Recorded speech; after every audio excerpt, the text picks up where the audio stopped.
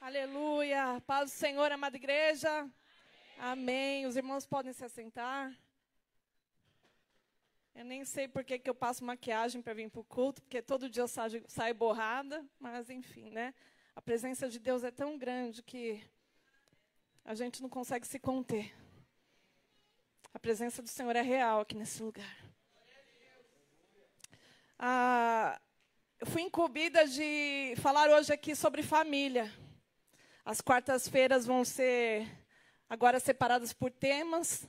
E o pastor falou para mim: Renata, fale sobre família, deixa Deus te usar. E eu confesso que até hoje eu não tinha uma palavra. Deus não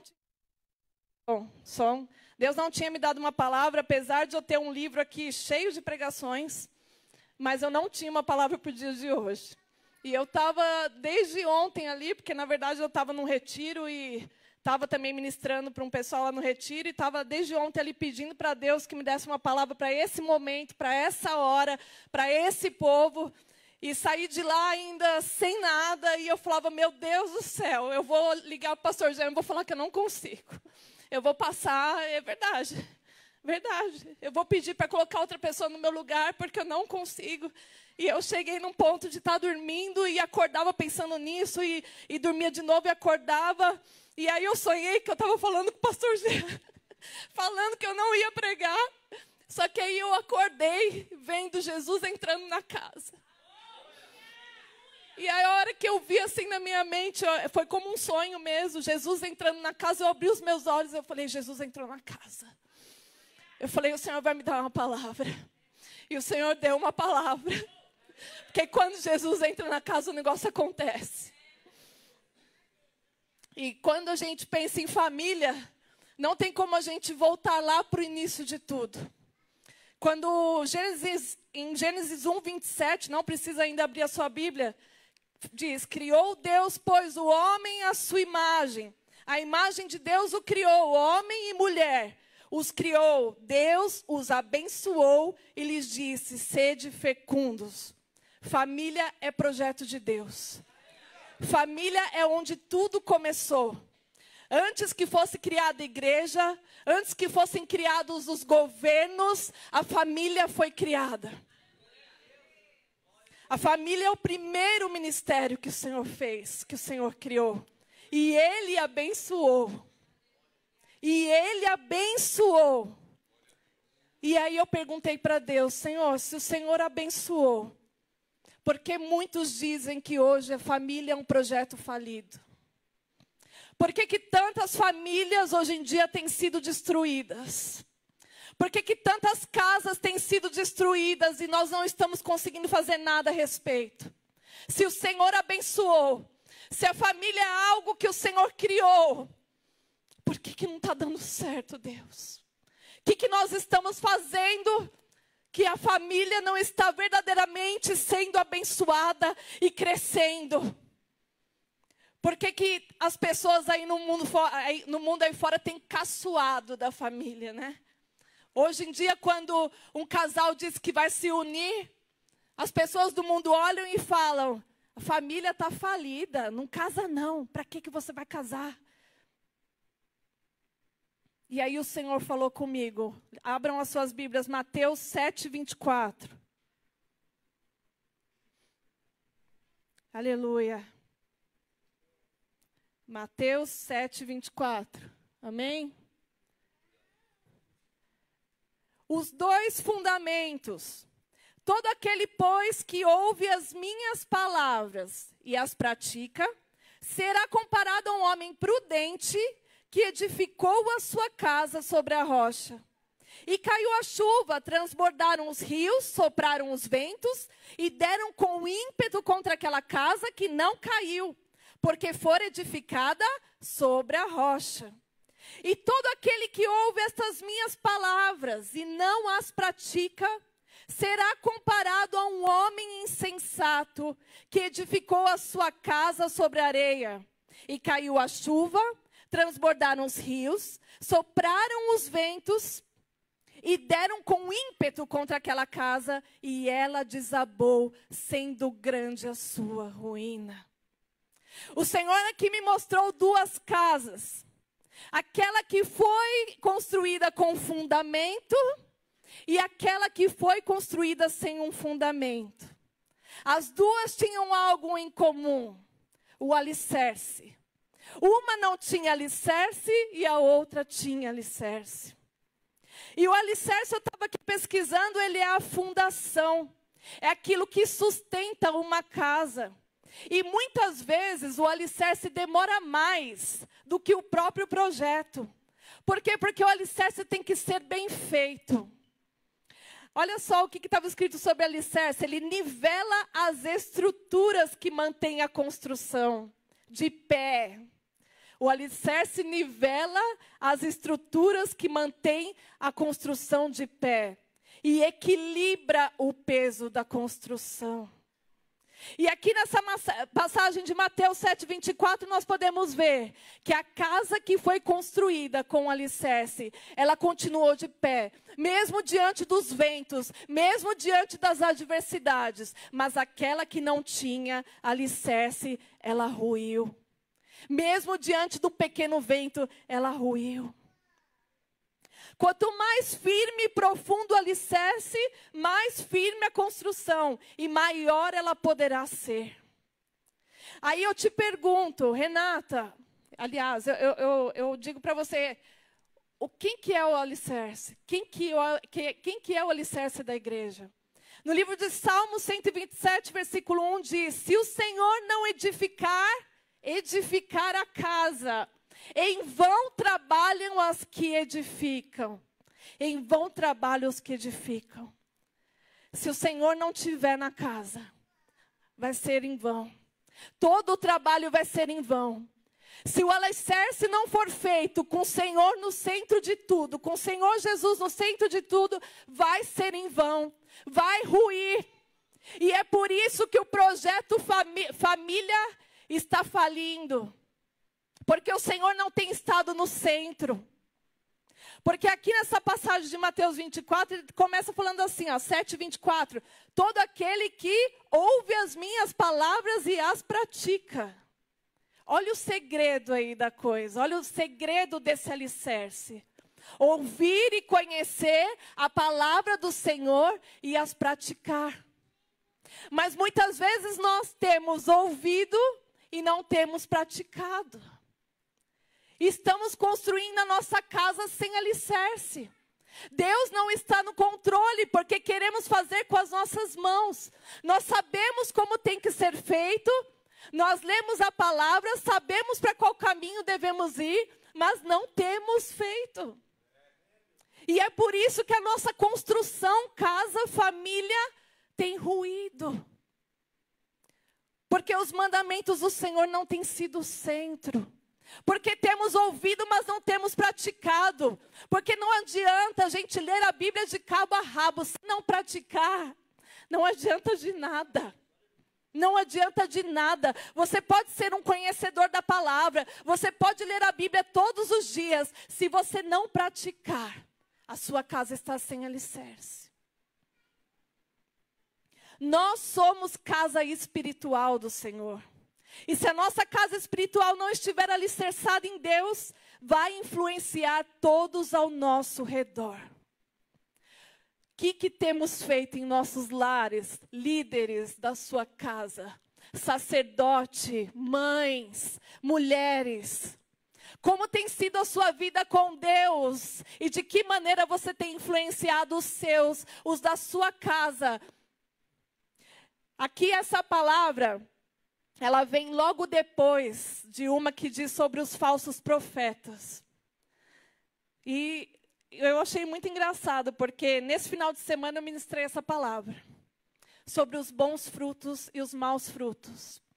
E essa palavra aqui, ela tem ligação uma com a outra. Quando a parte que a gente leu aqui fala sobre quem conhece essas palavras e não as pratica, ela está falando também sobre isso. E olha só que forte que eu falei com aquele povo. Essa passagem aqui, ela chama de falso profeta. Aquela pessoa que dá frutos podres, que dá frutos ruins. Muitas vezes nós lemos essa passagem e achamos que está falando só sobre pastores, sobre presbíteros ou sobre uma liderança, mas não, ela diz sobre cada um de nós, igreja. Se formos uma árvore que dá frutos ruins, seremos cortados. Porque o nosso fruto influencia os que estão ao nosso redor. Se você tem sido um pai, uma mãe, um sacerdote que tem dado frutos ruins, as pessoas ao seu redor estão se alimentando dele. Do que os seus filhos têm se alimentado? Porque o fruto da árvore, ele não alimenta ele mesmo, ele alimenta quem está ao seu redor. E a Bíblia diz que não tem como a árvore boa não dar fruto bom, e a árvore ruim não dar fruto ruim. Mas o que diferencia essa árvore boa da árvore ruim é a raiz. É a raiz, é o alimento que ela recebe, é estar num lugar fértil. Nós sabemos, se a gente estudar um pouco sobre árvores, que eu pude estudar para ministrar para esse povo, nós vamos ver que vários fatores vão dizer o que é uma árvore boa e o que é uma árvore ruim. Mas um dos principais fatores que eu posso falar aqui para vocês, 2 deles, é estar num terreno fértil, porque não adianta nada você plantar uma árvore num terreno que é infértil. Ela não vai crescer. E o mais importante é a raiz. Quanto melhor e mais profunda a raiz, maior vai ser essa árvore e melhor serão os seus frutos. E uma raiz, ela depende do que para ser uma boa árvore? Depende de um bom alimento. Depende de um bom alimento. Depende de uma boa água. E a Bíblia diz que Jesus é água viva. Do que você tem se alimentado? Árvore, do que você tem alimentado? O que os seus olhos têm visto? O que os seus olhos têm visto que podem fazer com que você dê um fruto podre? E fruto podre adoece quem come, mata quem come.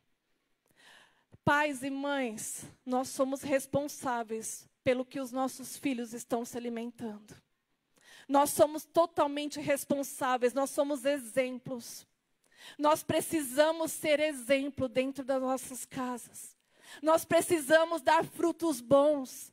Não adianta nada cobrarmos algo de nossos filhos, que nós não venhamos ser exemplo. Quantas vezes eu já ouvi crianças, adolescentes falando, para que eu vou fazer isso se meu pai e minha mãe não faz? Né, Jaque? Quantas vezes ouvimos isso? É você que está gerando fruto dentro da tua casa que vai alimentar os seus. E quando aqui em Mateus 7:24 é sobre isso, é sobre essas palavras que a Bíblia está dizendo. Quem as ouve e não a pratica é semelhante a uma casa que foi construída sobre areia. Vieram o vento, vieram as tempestades e essa casa caiu.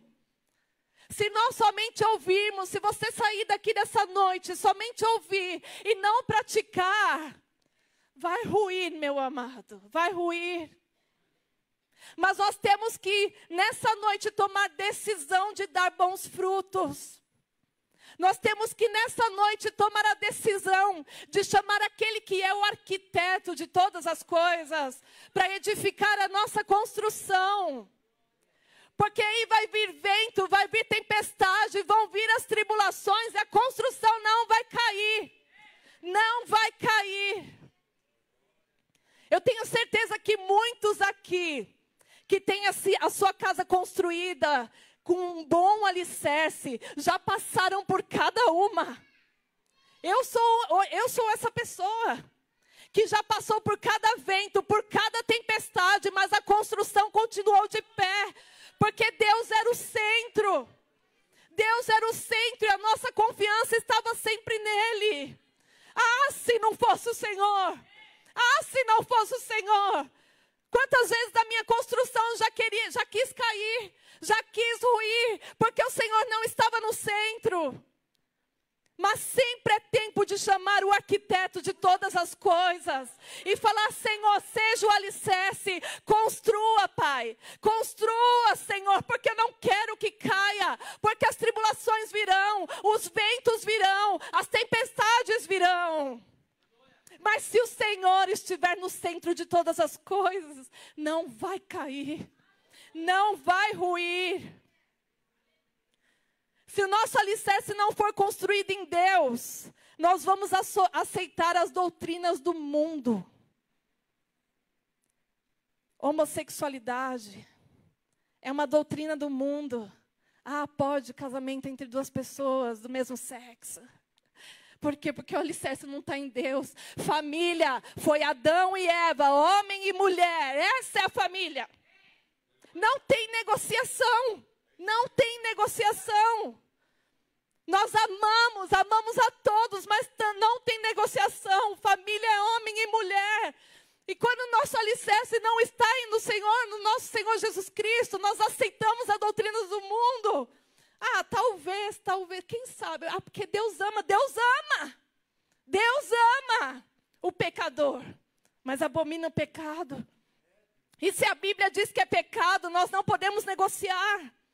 Prostituição, pornografia, quantos casamentos até dentro da igreja, repletos de prostituição, repletos de pornografia. É com muito temor e tremor que eu subo aqui nessa noite para falar sobre isso. Sexo antes do casamento. E por que a gente tem que falar sobre isso? Porque uma família, ela começa a ser construída antes. Ela começa a ser construída antes. E se o negócio já está errado antes, imagina depois.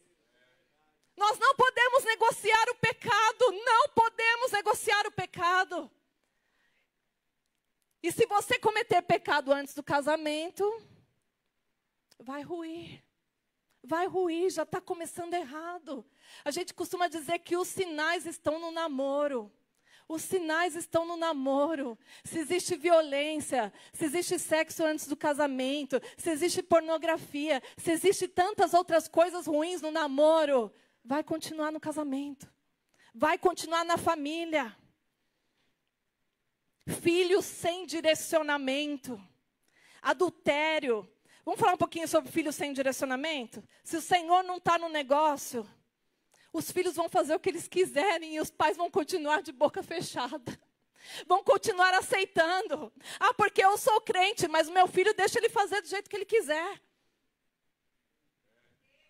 Quais são os frutos que você está dando para o seu filho comer?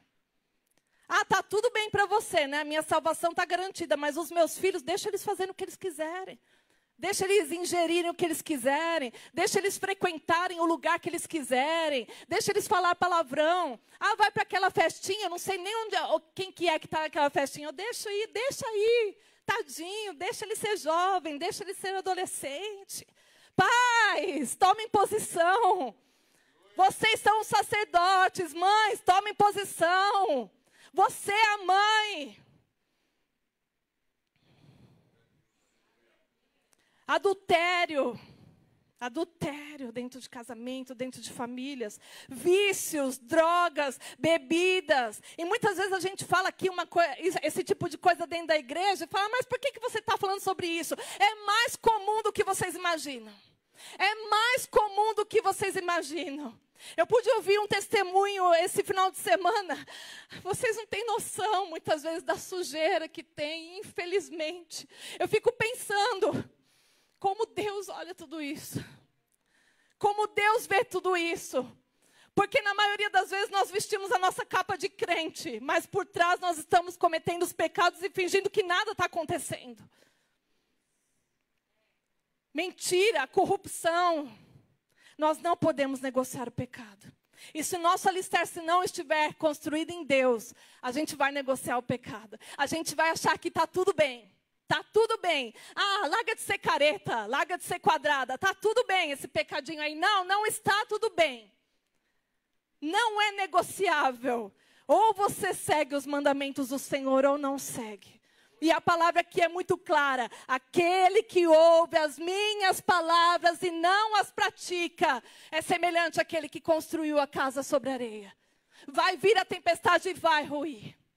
Construa a sua casa sobre a rocha. Construa a sua casa com um alicerce. Chama o arquiteto, que é o Senhor, para participar dela. Se você que está aqui nessa noite, estava ouvindo eu falar tudo isso e está aí pensando se você está remoendo aí por dentro, querendo se enfiar aí na cadeira. Porque a gente sabe que muitas vezes a palavra ela vem assim, ó, para a gente, ó. Nossa, talvez uma coisinha aí que você falou me pegou. Estou preocupado. Estou preocupado com o alicerce que eu construí. A minha família está sendo destruída e eu não estou sabendo por quê.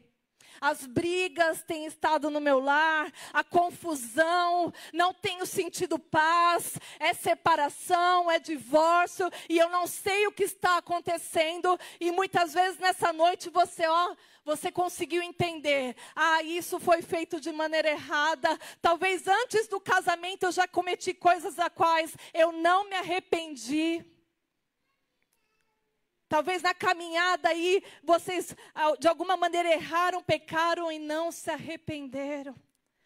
Se você que está aí acha que construiu a sua casa sobre areia, e você tem se sentido sem direção, e a sua família está aos poucos assim, ó, ruindo. Eu estava esses dias na praia e eu estava fazendo um castelinho de areia assim, sentada, falando com Deus, né? Porque tudo que a gente faz, a gente fica falando com Deus, né? E aí eu sentei ali naquela paz, né? Porque não tem como a gente estar na natureza e não sentir a paz de Deus, né? A presença do Senhor. E aí eu estava fazendo um castelinho de areia, e aí chegou uma hora que a onda veio e destruiu. E aí o Senhor falou comigo essa palavra. Naquela hora, mas eu não sabia que essa palavra era para esse momento.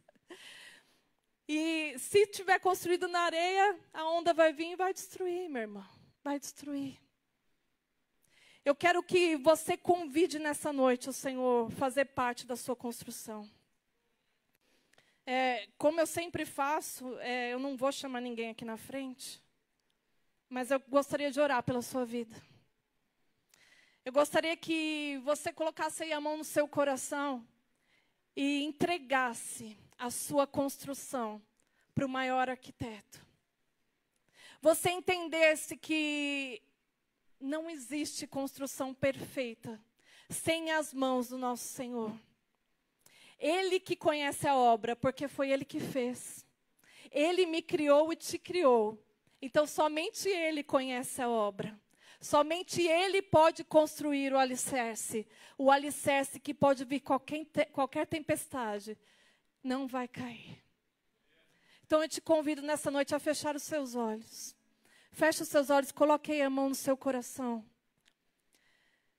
Senhor, nosso Deus, nosso Pai, eu sou muito grata a Ti, Senhor, porque eu sei que o Senhor fala conosco de uma maneira especial, Pai.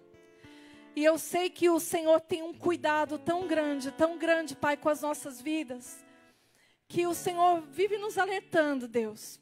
Falando muitas vezes no que estamos errando ou o que talvez nós já tenhamos errado, Pai. E, Senhor, nós nos colocamos diante de Ti, Pai, porque nós queremos, Senhor, ter uma família abençoada. Porque lá em Gênesis o Senhor abençoou, Pai. Abençoou a família. Mas nós vemos hoje em dia quantas e quantas dificuldades, Pai, dentro das casas, dentro das famílias. Famílias sendo destruídas e o nosso coração geme, Pai. O nosso coração geme, Senhor. Porque nós sabemos, ó Pai, que o inimigo ele tem lutado, Senhor, para que isso venha acontecer. Mas nós não queremos que ele vença, Senhor. Nós queremos prosseguir, nós queremos continuar, Pai. Então nós te pedimos nessa noite, se nós erramos, Deus, em algum momento, Pai, nos perdoa. Senhor, nos perdoa, Pai. Venha, Senhor, limpar as nossas vestes, ó Deus, e venha nos ajudar a não errar mais. Venha nos ajudar, Senhor, a podermos guiar as nossas casas da maneira correta, a dar bons frutos, Senhor, que os nossos filhos possam ver em nós, Senhor, bons frutos, exemplos, Pai. Eu sei, Senhor, que não será fácil, porque não é fácil. Mas nós queremos te obedecer, Senhor. Essas pessoas que estão aqui nessa noite sentiram isso no coração, essa vontade, esse desejo de te obedecer. Eu peço, Pai, dá forças. Dá força, Senhor, toma pela tua mão, toma pela mão, Pai. Que o Senhor possa abrir o entendimento, Senhor, para que nós saibamos exatamente onde temos errado. O que temos feito de errado, Senhor, que talvez o nosso alicerce aí não esteja tão forte, Deus. Mas nós queremos convidar o Senhor para entrar na casa.